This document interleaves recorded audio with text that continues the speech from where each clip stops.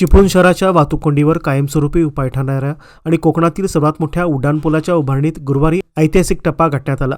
बहादूर शेख नाका ते प्रांत कार्यालयादरम्यान उभारण्यात येणाऱ्या सुमारे 1.840 किलोमीटर लांबीच्या या उड्डाणपुलावरील शेवटचा तब्बल 40 मीटर लांबीचा गर्डर गुरुवारी पहाटे यशस्वीरित्या चढवण्यात आला. यासह पुलासाठी आवश्यक असलेले सर्व 728 गर्डर बसवण्याचे काम पूर्ण झाले आहे. मुंबई, गोवा आणि गुहागर विजापूर या 2 राष्ट्रीय महामार्गांना जोडणारा हा महत्त्वाकांक्षी प्रकल्प आता अंतिम टप्प्यात पोहोचला आहे. संबंधित यंत्रणेनुसार पुढील 15 दिवसात पुलावरील मुख्य बांधकाम पूर्ण होण्याची शक्यता आहे. अनेक टन वजनाचे गर्डर अत्याधुनिक क्रेनच्या सहाय्याने पिलरवर अचूकपणे बसवण्याचे आव्हान अभियंते आणि कामगारांनी यशस्वीरित्या पेलले.